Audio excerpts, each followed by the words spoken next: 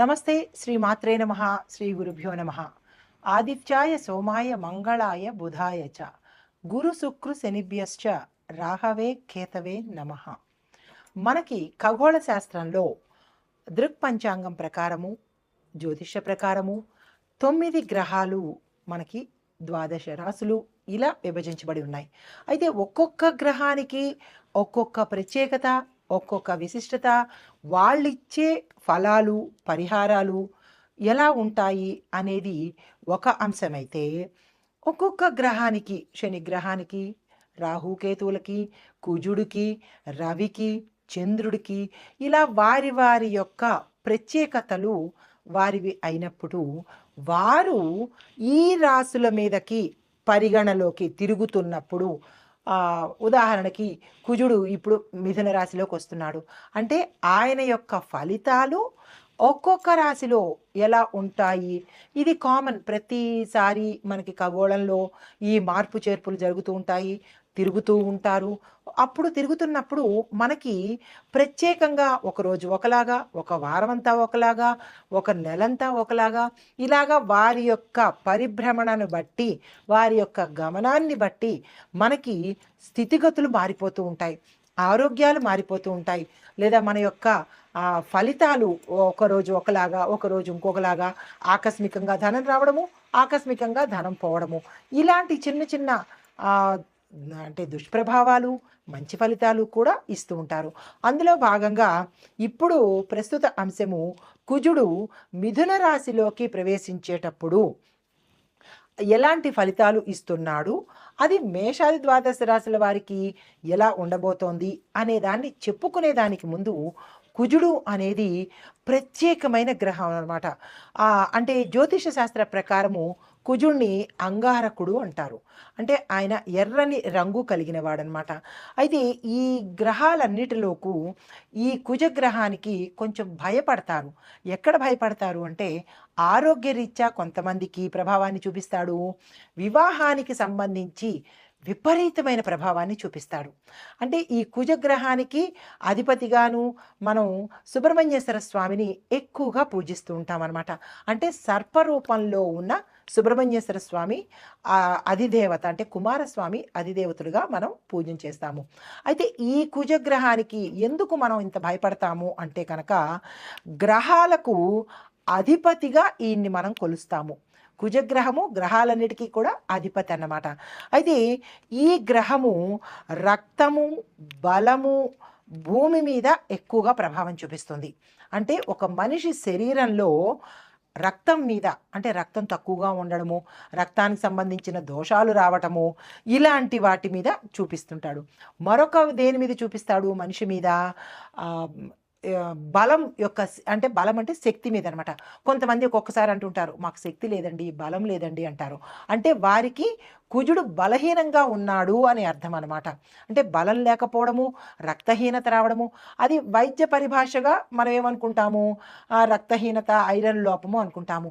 ఆధ్యాత్మిక పరంగా చూసుకున్నట్టయితే కుజుడు కనుక ఎక్కువ ప్రభావం చూపిస్తే, కుజుడు దుష్ప్రభావాన్ని చూపిస్తే కనుక ఇటువంటి రుగ్మతలు రావడము, బలహీనంగా ఉండడము. అయితే ఇది మనిషి ప్రకారంగా. మరి భూమి మీద ఎలా చూపిస్తాడు అంటే కనుక భూమి బేట్లు వారిపోవడము, పంటలు సరిగా పండకపోవడము, వాతావరణంలో విపరీతాలు సృష్టించబడ్డము, ఇలాంటి వాటి యొక్క ప్రభావం కలిగింది అంటే అది తప్పనిసరిగా కుజుడి యొక్క పరిహారం, అంటే కుజుడి యొక్క ప్రవర్తన అని మనకి అర్థమవుతుందన్నమాట. అయితే ఈ అంగారకుడు తన దిశను మార్చుకుంటున్నప్పుడు కూడా ఇటువంటి ప్రభావాలు ప్రతి ఒక్క రాశి మీద కనిపిస్తూ ఉంటాయి. ఈ సందర్భంలో ఈ అంగారక గ్రహము, అంగారకుడు అంటే కుజుడు అన్నమాట, ఈ క్షీణించడం వల్ల, బలహీనపడడం వల్ల, ఒక్కొక్కసారి క్షీణించినప్పుడు కూడా బలహీనపడినప్పుడు విపరీత పరిణామాలు కొందరికి కలిగితే కొందరికి సామాన్యమైన ఫలితాలు కనబడుతూ ఉంటాయి.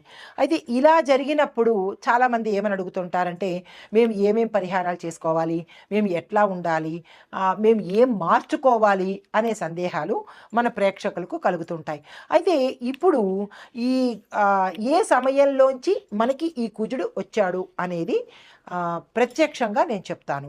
ఈ గ్రహ మార్పు అనేది ఎవరికి అధిపతి అంటే కుజుడు మేషరాశికి వృశ్చిక రాశికి అధిపతి. ఇలా ఈ గ్రహాలన్నీ కూడా కొన్ని కొన్ని రాశులకు అధిపతి అవుతారు.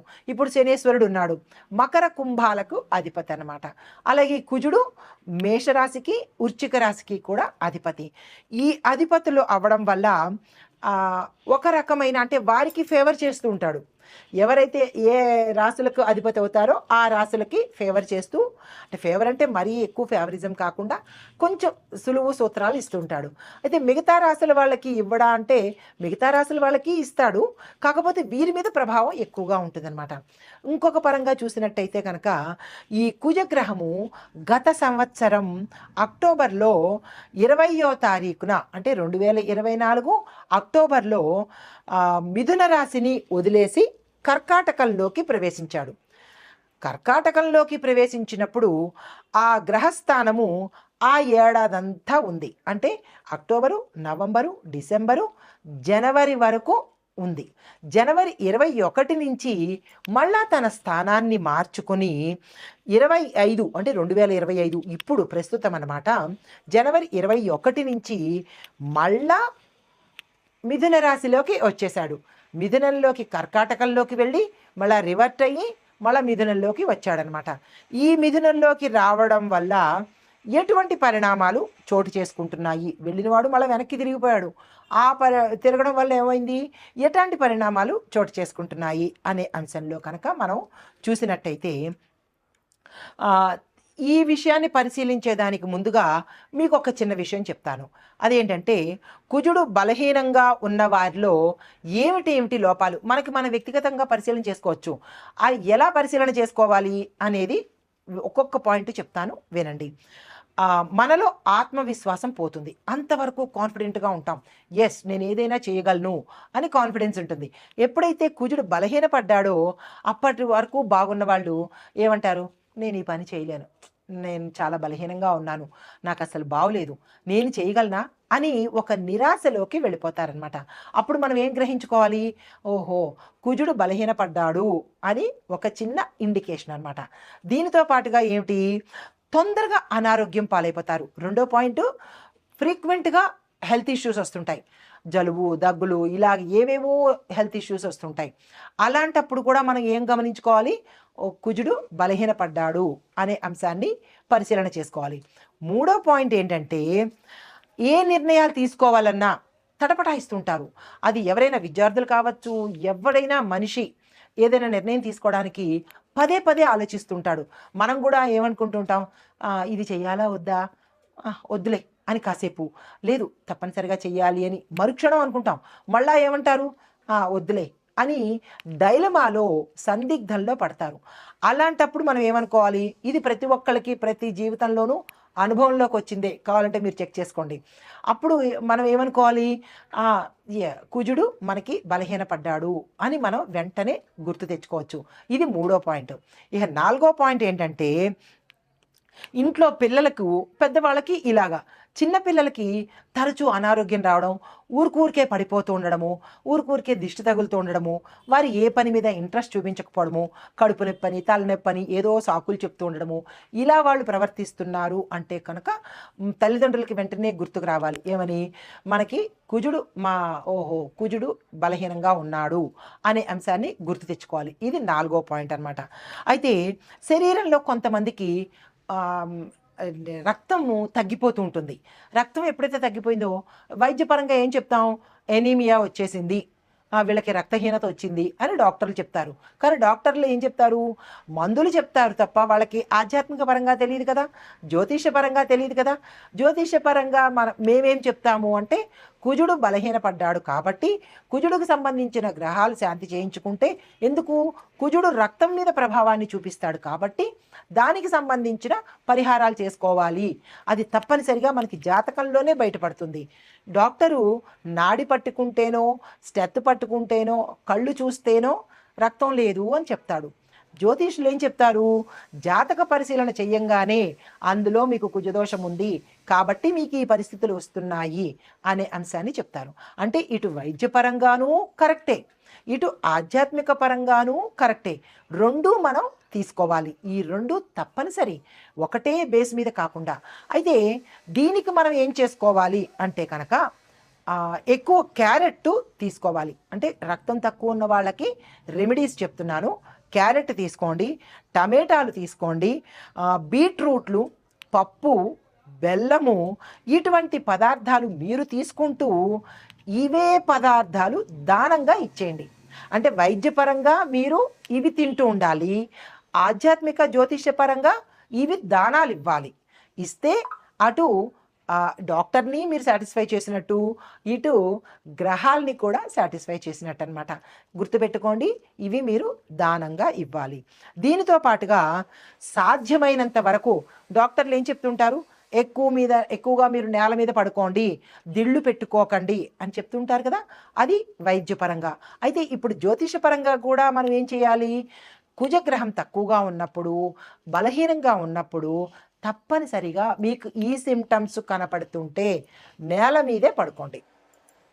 ఎందుకు అంటే కుజుడు అంటే అంగారకుడు భూమిపుత్రుడు కదా, కాబట్టి భూశయనం తప్పనిసరి అన్నమాట. అప్పుడు కొంత గ్రావిటేషనల్ పవర్గా, అంటే నేను మీకు రెండూ చెప్తున్నాను, ఆధ్యాత్మికంగాను చెప్తున్నాను, అంటే ఆధ్యాత్మికం అంటే జ్యోతిషపరంగాను చెప్తున్నాను, ఇటు వైద్యపరంగాను చెప్తున్నాను. ఈ వైద్యపరంగా కూడా ఏం చేయొచ్చు, మనం నేల మీద పడుకోవచ్చు. నేల మీద ఎందుకు అంటే భూమికి గ్రావిటేషన్ పవర్ ఉంటుంది కాబట్టి మనలో ఏదైనా శక్తిహీనత ఉంటే, వెంటనే నెగిటివిటీ ఉంటే అది భూమి తీసేసుకుంటుంది అనమాట. ఆ పరంగా భూమి మీద పడుకోమని చెప్తారు. ఇటు జ్యోతిషపరంగా అంగారకుడు భూమిపుత్రుడు కాబట్టి భూశయనం చేస్తే మనకి రక్త ప్రసరణ ఎక్కువగా, నరాలు యాక్టివేట్ అయ్యి రక్త ప్రసరణ వృద్ధి అవుతుంది. ఇది 2 పరంగా చెప్తున్నాను, జాగ్రత్తగా వినుకోండి. దీంతో పాటుగా ఏం చేయొచ్చు అంటే కనుక ప్రతిరోజు సూర్యుడికి నమస్కారం పెట్టాలి, తప్పదు. సూర్యుడికి నమస్కారం పెడితే కొంత పరిహారం కలుగుతుందన్నమాట. దీనితో పాటుగా మరికొంత ఏంటంటే చిన్న చిన్న పరిహారాలు చెప్తాను.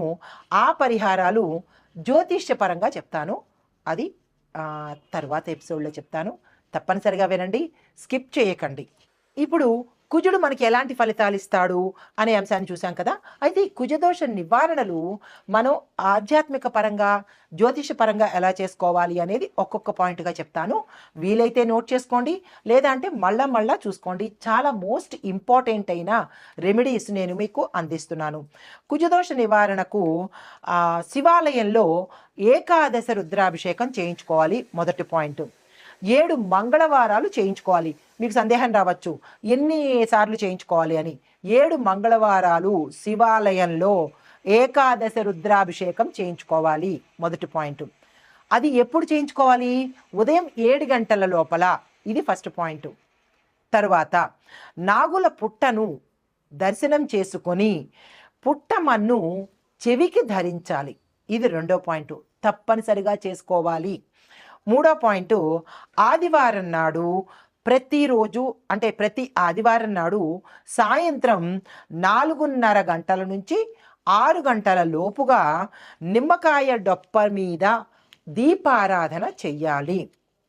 తరువాత సుబ్రహ్మణ్య అష్టకం చదవాలి, తప్పనిసరి, గుర్తుంది కదా. తరువాత మూడో పాయింట్, కుజదోష నివారణకు 12 రోజుల పాటు 9 సార్లు 12 రోజులు అంటే ఒక్కొక్క రోజు 9 సార్లు సుబ్రహ్మణ్యేశ్వర స్వామి అష్టోత్తర శతనామావళి చదవాలి, గుర్తుంది కదా. తరువాత నెక్స్ట్ది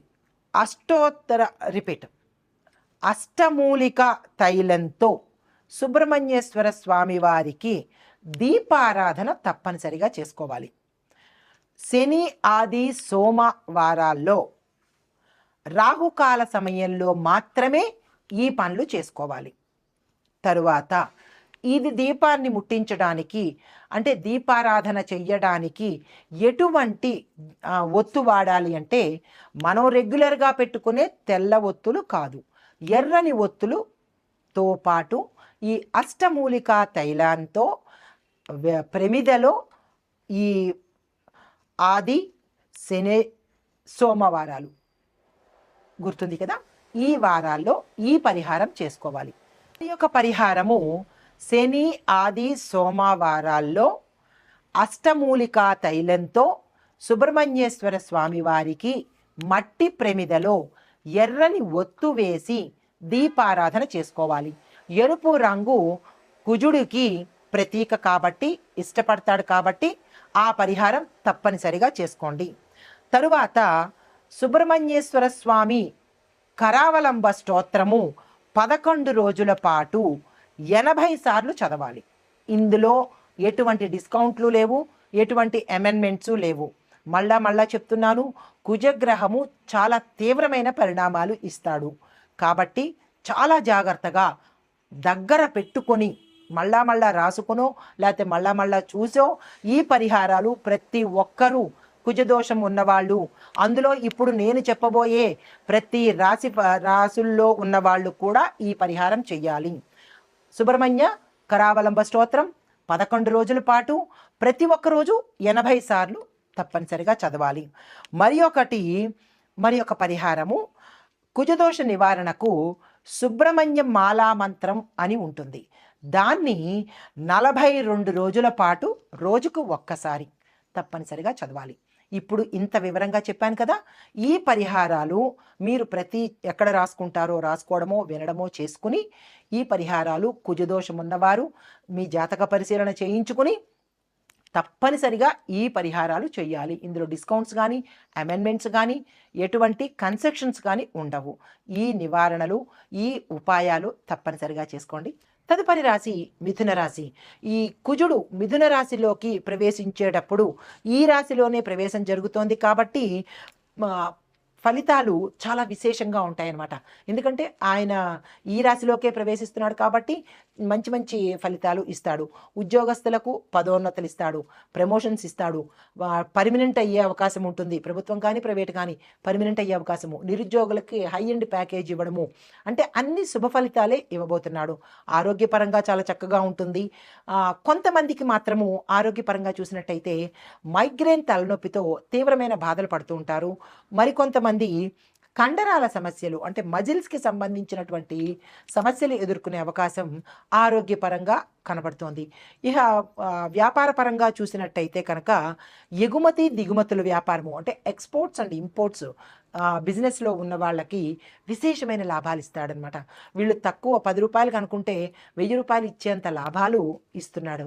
ఎందుకు? బుధుడు కూడా కలిశాడు కాబట్టి బుధుడు బుద్ధితో పాటు ధనాన్ని కూడా ప్రసాదిస్తాడు కాబట్టి విశేషమైన ఫలితాలు వస్తాయి.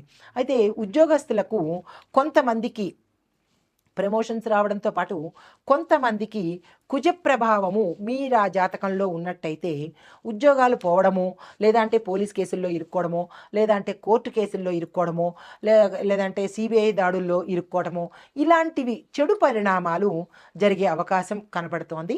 జాగ్రత్తలు తీసుకోండి.